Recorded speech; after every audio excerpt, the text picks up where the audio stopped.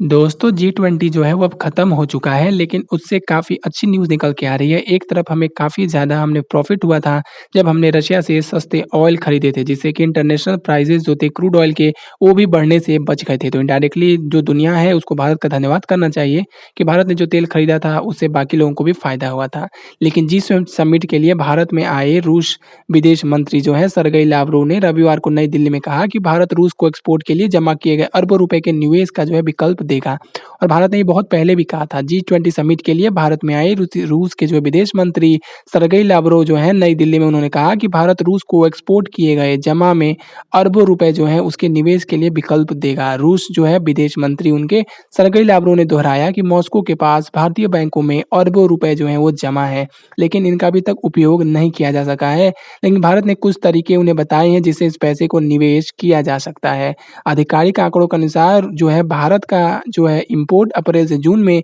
132% से बढ़ कर के 16.04 बिलियन डॉलर हो गया, जिसका मुख्य कारण नई दिल्ली की मॉस्को से तेल खरीद ही है। यह पहली बार नहीं है कि लावरोव ने भारतीय रुपए जमा करने पर मॉस्को की चिंताओं का जिक्र किया। मई में भी उन्होंने गोवा में शंघाई सहयोग कॉर्पोरेशन की बैठक में मौके पर यही कहा था कि दोनों देश मॉस्को द्वारा जमा किए गए जो है रुपयों के दूसरी करेंसी में ट्रांसफर करने के तरीकों पर विचार कर रहे हैं। लावरोव ने कहा कि 18वें G20 शिखर सम्मेलन के बाद नई दिल्ली के एक संवाददाता सम्मेलन में संबोधित किया और उन्होंने कहा कि भारत आने से पहले पूर्वी एशिया शिखर सम्मेलन के मौके पर जकार्ता, इंडोनेशिया में भारतीय विदेश मंत्री सुब्रमण्यम जयशंकर के साथ बातचीत का हवाला देते हुए उन्होंने कहा कि हमारे भारतीय मित्र ने कहा कि वो ऐसे आशाजनक क्षेत्रों को प्रस्तावित जो है उसका प्रस्ताव देने वाले हैं जिनमें कि वो निवेश कर सकते हैं और हमारी सरकार इस बात पर चर्चा कर रही है कि उनका उपयोग और निवेश कैसे किया जा सकता है। हाल ही में रूस के जो विदेश मंत्री हैं, उन्होंने एससीओ बैठक में जानकारी दी थी कि हमने भारतीय बैंकों से अरबों डॉलर रुपए जो है उसमें जमा हो चुके हैं। ये एक बहुत बड़ी समस्या है। हमें इस रुपए का इस्तेमाल करने के लिए किसी अन्य मुद्रा में जो है इसको बदलने की कोशिश करनी पड़ेगी।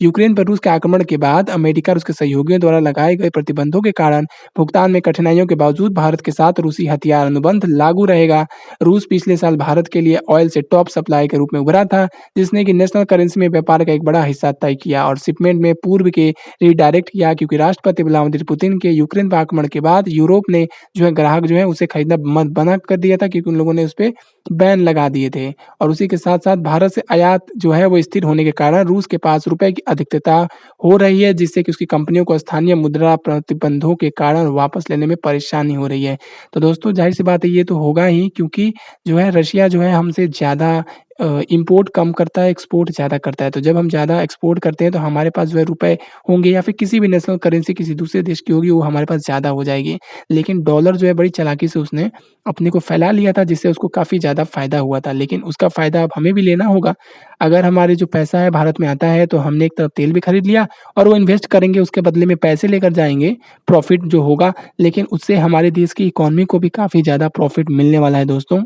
और इसी के साथ-साथ हमें ये भी नहीं भूलना चाहिए कि यहाँ पे चाइना जो है अपने रुपए को नेशनल करेंसी से इंटरनेशनल करेंसी बनाना चाहता है और इसके लिए वो जी तोड़ मेहनत कर रहा है और उसमें वो सफल इसलिए हो रहा है क्योंकि वो एक्सपोर्ट ज़्यादा करता है किसी भी देश को। तो ज़ाहिर-सी बात है, जब एक्सपोर्ट ज़्यादा करेगा तो कहीं न कहीं से करके वो अपने रुपए को स्टेबल कर ही लेगा, कहीं न कहीं से रुपए को इधर-उधर ट्रांसफ़र कर सकता है। लेकिन भारत के साथ ऐसा नहीं होता है, क्योंकि हम सबसे ज़्यादा देशों के साथ ट्रेड डेफ़िसिट में ही रहते हैं, चाहे वो यूएई हो, चाहे वो रशिया हो, चाहे हालाँकि अगर हम ध्यान से देखेंगे तो रशिया हमारे साथ ट्रेड डेफ़िसिट में है तो उसको प्रॉब्लम हो रहा है, बट यूएई जो है हमारे साथ ट्रेड सरप्लस में रहता है, तो यूएई को कोई दिक्कत नहीं होना चाहिए। लेकिन यूएई के साथ और सऊदी अरेबिया के साथ भी इस बार ऐसा लग रहा है कि हम ट्रेड करेंगे रुपए में, तो इससे हमें भी काफ़ी ज़्यादा बूस्ट मिलने वाला है और इसी के साथ साथ रशिया भारत इन्वेस्ट करेगा उस पैसे को। तो ये बहुत पहले की खबर है जो सामने आई थी, तो ये काफ़ी अच्छी खबर है, क्योंकि जो है पेट्रो डॉलर जो है काफ़ी दिनों से है दुनिया में अपना वर्चस्व कायम करके रखा हुआ है। अब समय आ गया है कि भारत भी है इसका इस्तेमाल करे